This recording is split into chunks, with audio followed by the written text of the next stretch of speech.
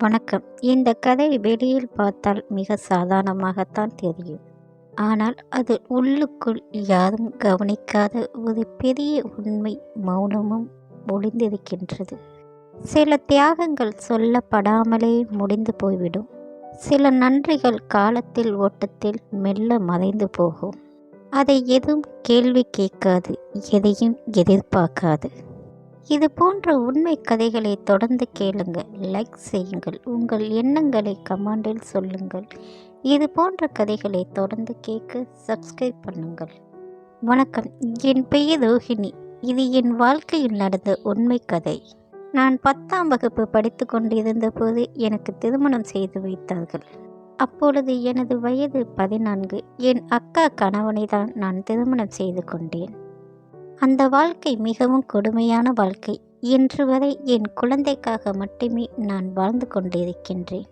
சில ஆண்டுகளுக்கு முன்பு எங்கள் அக்காவிற்கு திருமணம் நடந்தது. அப்போது எனக்கு வயது 8. அந்த நாள் இன்றும் எனக்கு நினைவு இருக்கின்றது. எங்கள் அக்காவின் திருமண நாள் அன்று நான் பட்டுப்பாவாடை சட்டை அணிந்திருந்தேன். வீடு முழுவதும் சொந்தக்காரர்கள் நிறைந்திருந்தார்கள். அனைவரும் மகிழ்ச்சியாக இருந்தார்கள்.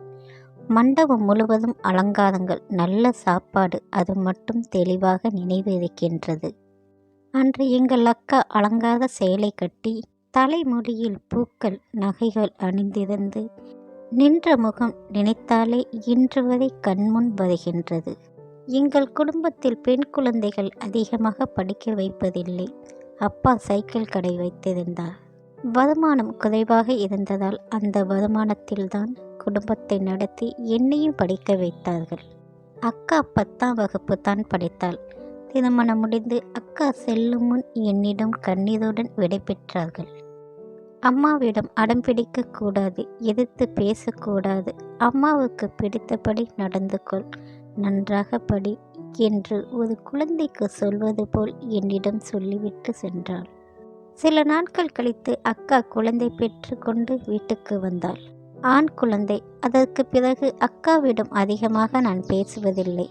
மாமா டிரைவர் வேலை பார்த்தார். அவருக்கு குடிப்பழக்கம் இருந்தது. சின்ன சின்ன சண்டைகள் அடிக்கடி நடந்தது. அக்கா குழந்தையுடன் வீட்டுக்கு வந்து விடுவாள். பிறகு அப்பா சமாதானம் செய்து அனுப்பி வைப்பார்கள். 2வது குழந்தை ஆண் குழந்தை. அப்பொழுதும் சண்டைகள் ஓயவில்லை. குடிப்பழக்கம் அதிகரித்து மாமா அக்காவை அடிப்பதும் துன்புறுத்துவதும் அதிகமானது. எவ்வளவு சொன்னாலும் ஒரு பெண் அவள் கணவன் வீட்டில்தான் வாழ வேண்டும், நம் வீட்டில் இருக்கக்கூடாது என்று அப்பா அக்காவை சமாதானம் செய்து அனுப்பி வைப்பார்கள். அக்காவின் கண்ணீர் மட்டும் இன்று வரை நினைவில் இருக்கின்றது. அப்பொழுது அக்காவின் பெரிய மகனுக்கு 2 வயது, சின்ன மகனுக்கு கைக்குழந்தையாக இருந்தான். பெரிய மகன் பெயர் அஜித், சின்னவன் சஞ்சய். அவனோடு தான் நான் சில சமயம் விளையாடுவேன். ஆனால் அக்கா அனுபவித்த கொடுமைகள் என்னவென்று அப்பொழுது எனக்கு புரியவில்லை. மாமாவின் கொடுமைகள் தாங்க முடியாமல் அக்கா நோய்வாய்ப்பட்டு இறந்து விட்டாள். அப்பொழுது எனக்கு வயது 14. ஆனால் விதி அக்காவுடன் நிற்கவில்லை. என்னையும் தாக்கியது. குழந்தையை பார்த்து கொள்ள வேண்டும் என்பதற்கு உங்கள் 2வது மகளை நான் திருமணம் செய்து கொள்கிறேன் என்று மாமா அப்பாவிடம் சொன்னார். அம்மா எவ்வளவு எதிர்த்தாலும் அப்பா கேட்கவில்லை. என்னை வேறு இடத்தில் திருமணம் செய்து கொடுத்தால் அப்பாவிற்கு வருமானம் இல்லை. நான் எவ்வளவு அழுதாலும் வீட்டில் யாரும் கேட்கவில்லை. விதி என்னுடனும் விளையாட ஆரம்பித்தது. திருமண நாள் வந்தது. மணமேடையில் நான் அமர்ந்திருந்தேன். என் மடியில் 1 வயது கூட ஆகாத என் அக்காவின் பிஞ்சு குழந்தை என் பக்கத்தில் பெரியவன் உட்கார்ந்திருந்தான். மாமா வந்து என்னிடம் தாலி கட்டினார். கண்களில் கண்ணீருடன் என் 2 குழந்தைகளையும் கையில் எடுத்துக்கொண்டு அந்த இடத்தை விட்டு வெளிவந்தேன். அதன் பிறகு எனக்கும் அந்த கொடுமைதான். மாமா குடிப்பார், அடிப்பார், சில நேரங்களில் சாப்பாடு கூட கிடைக்காது.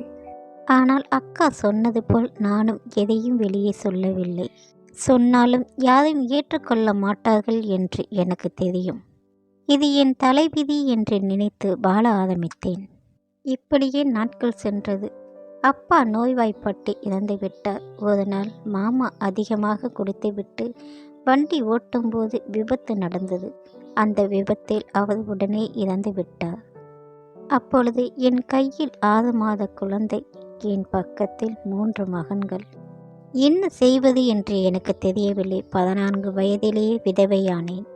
என் விதி மாற்ற முடியவில்லை. மறுமணம் செய்து கொள்ள மனம் வரவில்லை. என்னை ஏற்றுக்கொண்டாலும் என் குழந்தைகளை யாரும் ஏற்றுக்கொள்ள மாட்டார்கள் என்று தெரியும். சமூகம் என்னை வேறு மாதிரியாக பார்த்தது. வேலை செய்தாலும் என் உழைப்பை விட என் உடலை பல பேர் பார்த்தார்கள். அதெல்லாம் தடுத்து கொண்டு தொழிற்சாலையில் வேலைக்கு சென்றேன். 3 குழந்தைகளையும் அம்மாவிடம் விட்டு சென்றேன். அம்மாவிற்கும் வயதாகிவிட்டது. ஆனால் என்னால் முடிந்த அளவிற்கு நான் குடும்பத்தை நடத்தி வந்தேன். அக்காவின் குழந்தை என் குழந்தையாகவே வளர்த்தேன். நல்ல படிப்பு, நல்ல வாழ்க்கை கொடுத்து முயற்சி செய்தேன். காலம் செல்ல செல்ல அக்காவின் பெரிய மகன் அஜித்துக்கு நான் அம்மா இல்லை என்று புரிய வந்தது. அதன் பிறகு அவன் என்னிடம் பேசுவதை குறைத்தான்.